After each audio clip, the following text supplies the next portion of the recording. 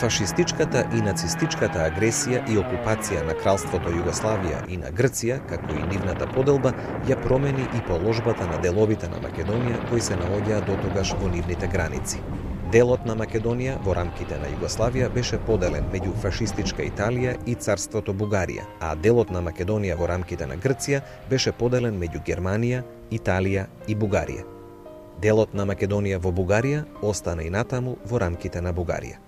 Во Втората светска војна, македонскиот народ се определи на страна на силите на антифашистичката коалиција. Современата македонска држава започна да се создава на територијата на Македонија во рамките на Југославија. Во овој дел на Македонија, антифашистичките сили беа предводени од македонските комунисти. Тие застанаа начело во борба против нацифашистичката окупација и беше единствената организирана воена и политичка сила што ја раководеше борбата за национална слобода и сопствена држава. Голема улога во конципирањето и разработката на национално-ослободителната платформа на македонскиот народ имаше Методи Шаторов Шарло. Тој станува политички секретар во најдраматичните денови на македонскиот народ, во својата целосна зрелост на 43 годишна возраст, со непрекинат партиски стаж од 20 години, минати како член на Комунистичката партија на Бугарија и како признаен кадар на Коминтерната. По почетокот на војната, со решение на Коминтерна, се враќа во родниот град Прилеп. Во средината на мај 1940-та влегува во покраинскиот комитет како секретар. Методија Шаторов излегува со јасен став во однос на она што треба да биде Македонија како држава. Шарло бил свесен за своето потекло, за својата национална припадност.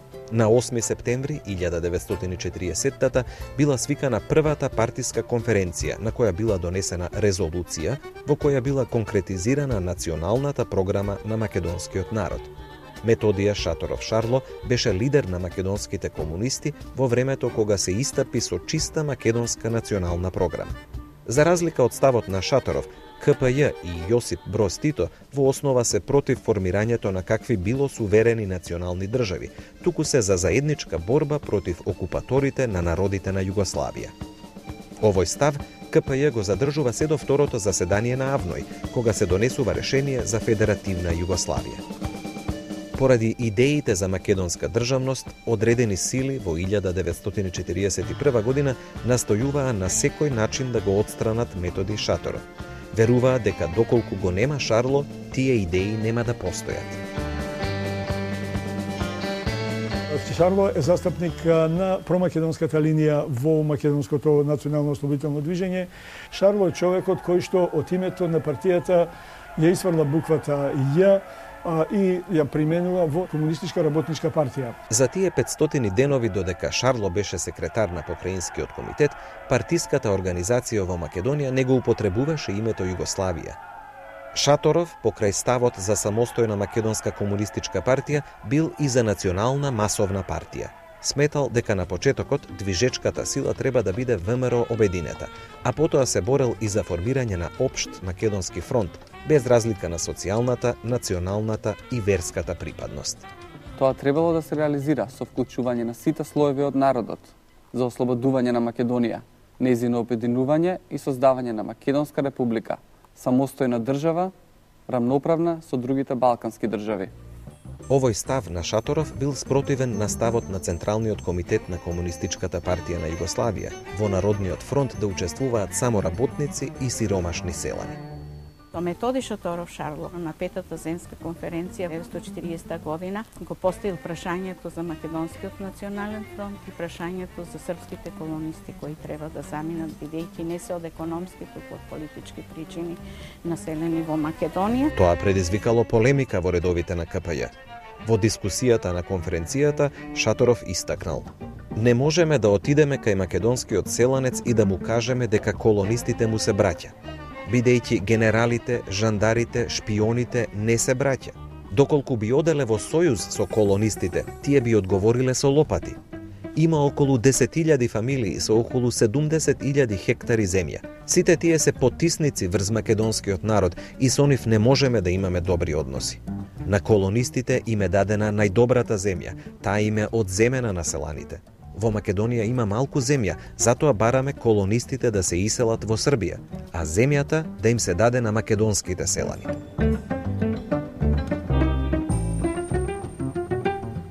По капитулацијата на Кралството Југославија, Шарло во извештајот до Коминтерната од 16 септември 1941 вели: Македонија е изедначена со другите краишта на Југославија за изгубена слобода и независност со окупацијата.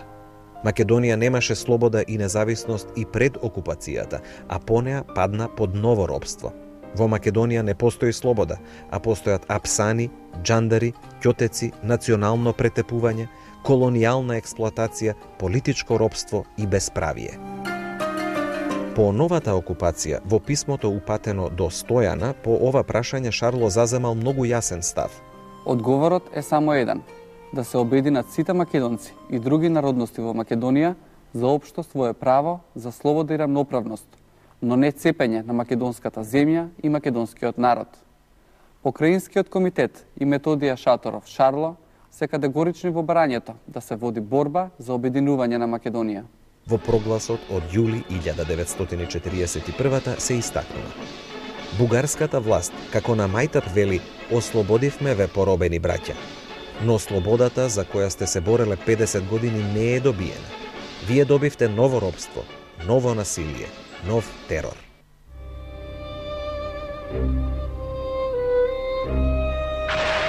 Историската вистина и историските документи зборуваат дека тој уште во текот на 1940-41 година работи на идејата за самостојна и независна Македонија. Централниот комитет на Комунистичката партија на Југославија презема мерки за централизација на раководењето со партијата. Прогласува единствена Комунистичка партија на Југославија, запоставувајќи ги националните комунистички партии.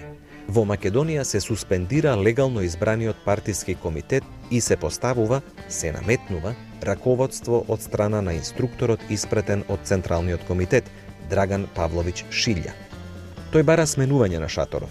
На состанокот на Покраинскиот комитет, кога се прочитало писмото, членовите на Покраинскиот комитет ги отфрлиле на водите и сметале дека одлуката на Централниот комитет е донесена врз основа на клеветите на еден човек. Со промената на раководството се променило и името на партијата, од Покраински комитет на Комунистичката партија на Македонија во Покраински комитет на Комунистичката партија на Југославија. Тука дојде до израз и во програмските документи на партиската организација, подосна и во други документи, присуството на Илинден, на Крушевската република, на повикот за остварување на втори Илинден. Во своите истапувања Шарло е сосема јасен, разбирлив, прифатлив. Македонската народност, националност, постои, иако не како одделна самостојна држава. Ако македонците немаат своја држава, затоа тие не се виновни, туку српските, бугарските и грчките империјалисти, кои се сојузија, ја заграбија, расцепија и поробија Македонија, наместо да ја ослободат од турците и да ја остават самостојно да живее и да се развива. Македонците не сакаат за господар никого. Македонците не се овци, па да ги стрижи кој како ќе стигне. Шарло и соопштува на Коминтерната дека другарите од Централниот комитет кисело ги примиле неговите критики. И токму затоа, на 21. јануари 1941 била одржана проширена седница на Покраинскиот комитет на Комунистичката партија во Македонија, на која бил донесен еден интересен документ, означен како решение, во кој меѓу другото се нагласува. Се потцртува дека Комунистичката партија во Македонија ни за момент не се откажува од својата крајна цел – потполно ослободување и рамноправност на Македонија, дури до барањето за отцепување во самостојна државна заедница. На 24. јули 1941 година Централниот комитет на Комунистичката партија на Југославија одржал специјална седница на која Методи Шаторов бил обвинет за антипартиско и контрареволуционерно дејствување, пошто била донесена одлука за негово разрешување од должноста секретар на Покраинскиот комитет и за негово исклучување од партијата. Решението за државноста на Македонија беше сметано за најголем греф на Шарло, зашто во Србија, меѓу водечките комунисти, имаше расположение за признавање на македонската нација, за некаква културна и штура политичка автономија, но никако и отцепување на Македонија како посебна обединета држава на македонците. Му пресудија на Шарло, не дозволувајќи му, поради стекот на околностите, да ја продолжи својата револуционерна дејност во партизанските редови на Македонија, практично принудувајќи го да си замине од Македонија. Шарло е сменет и тој како лојален комуниста се понудува да замине во Скопскиот партизански одред, меѓутоа тоа негово барање по пристигнувањето во одредот е одбиено, е вратен назад и тој заминува во Бугарија. Несомнено, со отстранувањето на Шарло, резолуцијата од 8 септември требало да се заборави. Тогаш, од новиот Покраински комитет на КПЈ за Македонија биле упатувани општи повици за антифашистичка борба, додека повиците за создавање на сопствена држава и за обединување на македонскиот народ се поставувале прилично во завиена форма. Веќе тогаш во раководството се присутни инструктори и делегати испратени од Белград и од Софија за да помогнат, но и за да ја контролираат ситуацијата. Во Македонија дојде Светозар Вукмановиќ темпо да ја реализира југословенската опција, односно да не се подпишуваат документите за слободна Македонија без да се спомна Југославија, туку задолжително слободна Македонија во слободна Југославија. Едноставно дојдено во судир две идеи, промакедонска и пројугословенска опција, која познато е во историјата дека преовладува пројугословенската линија, која што ја заговара Лазар Кулишевски и другите инструктори кои што доаѓаат од центарот од Комунистичката партија на Југославија. Меѓутоа треба да се има во предвид дека во истото време кога во Македонија се наоѓа инструкторот Светозар Вукмановиќ темпо почнувајќи од 1943 година, се наоѓа бугарскиот представник Бојан Болгарјанов. Тие двајцата се во Македонија со цел да ја контролираат ситуацијата, бидејќи македонското прашање се уште не е решено.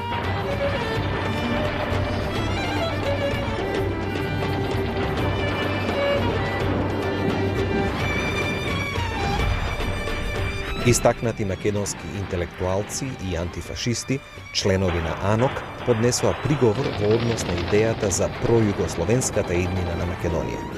Тие, иднината на Македонија, ја гледаа во самостојна, независна и обединета Македонија или во Балканска федерација. Подоцна, вербалното декларирање на Централниот комитет на КПЈ од 6 декември дека македонскиот народ има право да се определи, па и да се отцепи како секој суверен народ, било плодна почва кон која македонскиот народ масовно се приклучил во народно-ослободителната борба. Тоа исто така беше еден од мотивите македонците од делот на Македонија во рамките на Бугарија и на Грција масовно да се вклучат во антифашистичката борба. Со одлуките на второто заседание на АВНОј од 29 ноември 1943 за изградба на Југославија врз федеративен принцип се потврдило правото на секој народ на самоопределување или на обединување со други народи. За тоа право македонскиот народ се беше изборил со своето учество во борбата. Одлуките на Авној де факто го определија неговото влегување во составот на Федеративна Југославија, но де јуре ништо не го обврзуваше македонскиот народ да влезе во таа заедница, бидејќи македонските представници не биле присутни на заседанието и не можеле да ги изнесат своите барања во однос на обединувањето. Настаните кои се случија по војната потврдија дека во практика македонскиот дозволен максимум била само Федерална Македонија во Федеративна Југославија. За председател на иницијативниот одбор за свикување на АСНОМ бил избран Методија Андонов Ченто, докажан демократ со граѓанска ориентација, убеден антифашист и бескомпромисен борец против сите окупатори на Македонија. И командантот на главниот штаб Михајло Апостолски бил еден од членовите на иницијативниот одбор. Тој беше една изморедна енергична личност која честопати знаеше да се спротистави на високото воено и политичко раководство на Југославија. Од тие причини може да се каже, дури не по негова вина и по негова желба, тој беше и многу рано пенсиониран. На 52 годишна возраст, значи во 1958 година тој беше принуден да отиде во пензија. Иницијативниот одбор за свикување на АСНОМ станал политички и представнички орган, но и највисок орган на државната власт во Македонија. Тој подготвил апели до македонскиот народ и до неколку истакнати македонски интелектуалци во Македонија и меѓу емиграцијата во Бугарија да се вклучат во ослободителната борба. Понатаму, врз себе ја презел одговорноста да разговара со врховното југословенско раководство, односно со Јосип Броз Тито и Националниот комитет за ослободување на Југославија за иднината на Македонија во Југословенската федерација, но и за обединувањето на македонскиот народ. Делегацијата во состав Методија Андонов Ченто, Емануел Чучков и Кирил Петрушев оди на островот Вис. Таму, во јуни 1944 бил одржан состанок на Политбирото на Централниот комитет на КПЈ и на Националниот комитет. На дневниот ред биле две точки – известувањето на иницијативниот одбор и македонското прашање. На крајот, Ченто го поставил прашањето како да се воспостави врската со македонците во Егејскиот и Пиринскиот дел на Македонија и предложил Националниот комитет да издаде меморандум за Македонија, од кој ќе се види дека македонскиот народ се бори и за остварување на правото за свое обединување. Но прашањата за воспоставување врски со Егејскиот и Пиринскиот дел на Македонија и издавањето меморандум за Македонија од страна на Националниот комитет биле премолчени во дискусијата. Представниците на Националниот комитет за ослободување на Југославија сметале дека би било прерано поставување на националниот стремеж на македонскиот народ во форма на акционо барање. Тие сметале дека воспоставувањето на прашањето за обединување на македонскиот народ во денешно време би го кочело единството на антихитлеровскиот фронт на Обединетите нации и би ја довело Југославија во целост во неповолна положба и македонскиот народ одделно. Било нагласено дека обединувањето на македонскиот народ може да успее само со непосредно учество на македонскиот народ во вооружената борба и дека само преку таа борба македонскиот народ од сите три дела на Македонија стекнува право на ослободување и самоопределување на целата земја. По состанокот, македонската делегација не била задоволна од заклучоците, за кои Ченто сметал дека се диктирани, а не усогласени. Посебно бил против точка 2, со која не само што Југославија немала право да го истакнува правото на Македонија на обединување, туку и политичкиот врв на Македонија не смел да го отвора тоа прашање. А треба да се има во предвид дека основната мотивирачка идеја на македонците да влезат, на македонскиот народ, да влезат во народно-ослободителната борба беше обединувањето и формирањето на самостојна македонска држава. За време на разговорите, исто така на површина излегле проблемите настанати меѓу македонците во Грција. Недоразбирањата избиле во однос на забраната на македонците да формираат во Грција македонски партизански единици, забраната да се зборува македонски јазик, непризнавањето на националните права на македонците и други прашања. Членовите на Политбирото на Централниот комитет на КПЈ настојувале, поради меѓународната ситуација и притисокот од Велика Британија, да се изгладат споровите и влијаеле на нашите македонци да не го поставуваат сега прашањето за приклучување на грчките македонци кон Југословенска Македонија. На Преспанскиот состанок, одржан на 2 август 1943 се отворил пат за создавање регуларна македонска војска и највисоки органи на народната и државната власт во Македонија. По едногодишните подготовки, првото заседание на АСНОМ се одржало на 2 август 1944 година во манастирот Свети Прохорчински во реонот на Кумановско. Почнало со работа во вечерните часови и траело до раните утрински часови. Заседанието беше отворено од најстариот делегат, илинденецот Панко Брашнаров, кој во говорот ги поврза сите претходни борби на македонскиот народ со неговата тековна борба, борбата против наци-фашизмот. Панко Брашнаров беше така една личност која што живееше само за остварување на идеалите на македонскиот народ од времето, но Илинден тоа го покажа и на првото седание на АСНОМ при отварањето свечено со еден вознемирен, трепетлив глас, дека најпосле е среќен што го доживеа она за што се борел цел живот, слободата на Македонија и создавање на македонската држава.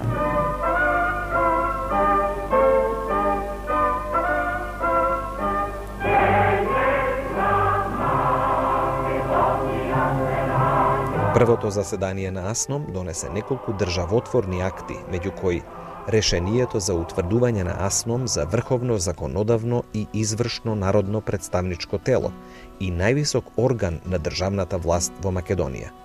Решението за воведување на македонскиот јазик како службен јазик во македонската држава и решението за прогласување на 2 август за народен и државен празник на Македонија. Имено решенијата имале уставно правно значење. Со нив биле основани највисоките органи на државната власт, кои во основа останаа непроменети во текот на целиот период на екзистирање на македонската држава. Посебно значење имала декларацијата на АСНОМ за основните права на граѓаните на демократска Македонија. Таа прокламирала идна целосна рамноправност на сите граѓани пред законите без оглед на националната, расната, половата и верската припадност.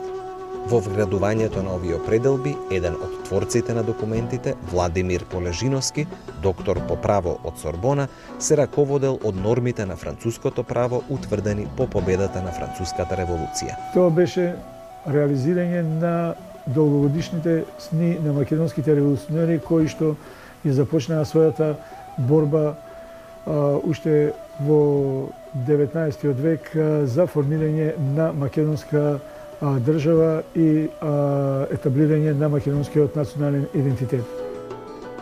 Присутните делегати ја изразиле суверената волја на целиот македонски народ. Содржината на манифестот на АСНОМ била лоцирана на 3 основни пункта: осврт врз постигнатите резултати, завршување на војната заедно со другите југословенски народи и заземање на консеквентен став за прашањето на обединување на македонскиот народ. Иако последново не се реализирало, сепак бил направен крупен чекор. Доволно е само да се спомене искажаната констатација дека АСНОМ го прокламира пред целиот свет своето праведно и неотстапно барање за обединување на целиот македонски народ врз принципите на самоопределувањето. Првото заседание на АСНОМ добило голем одглас.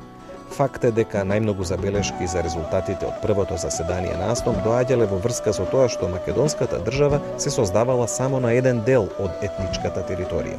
Се приговарало дека војната во Македонија и создавањето на државата го водат срби. Ваквите реакции биле поизразени во бугарските кругови. Заседанието добило одглас и кај македонците во Егејска Македонија. Решенијата на АСНОМ ги охрабриле и ги поттикнале за поотворено и порешително поставување на нивните права во Грција. Македонските партизани во текот на војната сите една единствена идеја имале: самостојна, обединета и независна Македонија. Решенијата на АСНОМ добро ги прифатила македонската емиграција во Бугарија.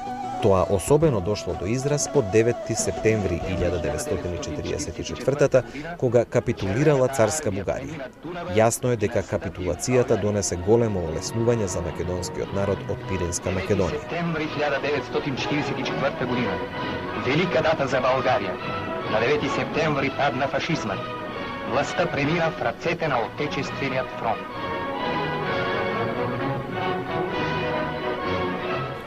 Македонија како држава почнала да функционира по незиното прогласување како федерална единица во Југословенската федерација со решенијата на првото заседание на АСНОМ. Неоспорен е фактот дека во тој период се забележува релативна самостојност и сувереност.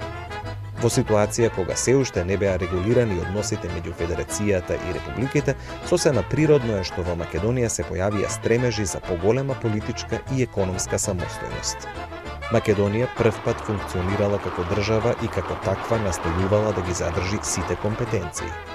Таа политика пред се ја промовирале млади интелектуални комунистички кадри, кои не биле толку подложни на партиска дисциплина, како и револуционери и стари членови на македонските организации. Тоа беа Методија Андоновченто, Павел Шатев, Димитар Влахов, Шакир Војвода, Емануел Чучков, Петар Пирузе, Киро Глигоров, Лазар Соколов, Венко Марковски и други. Во тој период политичкото раководство на новоформираната држава презеде иницијативи за склучување на договори, посебно на билатерални договори со соседните балкански држави, што беше надвор од онова што значи федерација. Кон крајот на 1944 таа политика за централата во Белград почнала да добива загрижувачки размери. Второто заседание на АСНОМ било искористено да се расчисти со пројавените тенденции за сепарирање на Македонија од Југославија. Македонците успеа сепак и во рамките на југословенската опција да го внесат решавањето на македонското прашање со конституирање на асномска држава, односно асномска Македонија. Одржувањето на второто заседание на АСНОМ се случило во екот на најинтензивните преговори за федерација меѓу Југославија и Бугарија и повеќекратните средби помеѓу Тито и Димитров.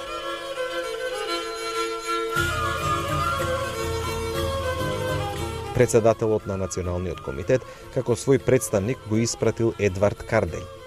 Второто заседание на АСНОМ се одржало од 28 до 30 декември 1944 во Скопје. Во сите изнесени реферати на заседанието воочливо е избегнувањето на прашањето за обединување на Македонија и за формирање независна и самостојна македонска држава. Одеднаш настанал молк во однос на тоа прашање.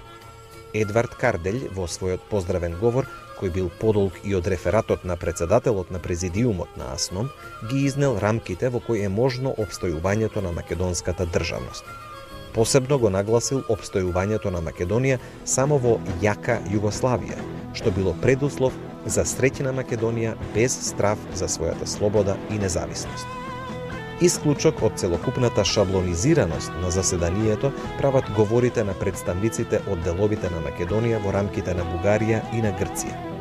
Пецо Трајков, како представник од делот на Македонија во рамките на Грција, во својот говор ќе истакне: зар геројското Леринско, Костурско, каде се разгоре таа највеличава епопеја во нашата историја Илинден, Воден, кој ги роди најубавите борци, Кукуш, градот на нашите апостоли Гоце Делчев, на нашиот водач и првоборец Димитар Влахов, зар Пиринска Македонија на учителот и другарот Јане Сандански, зар тие македонски земји ќе ги заборавите?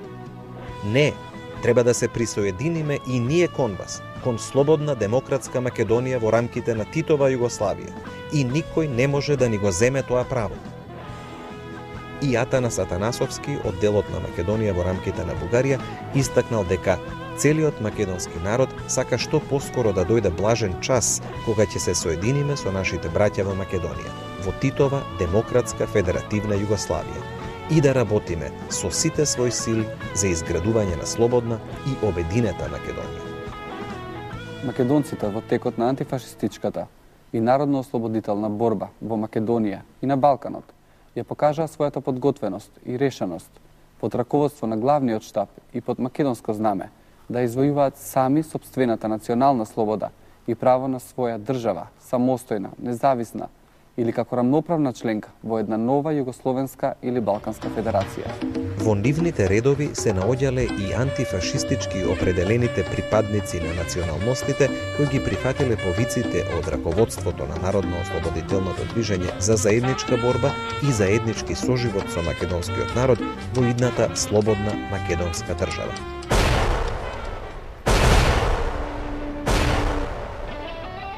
Главниот штаб на македонската војска во ноември 1944 располагал со 24 пешадиски, 4 артилериски, 3 инженериски, 1 конјаничка и 1 автомобилска бригада.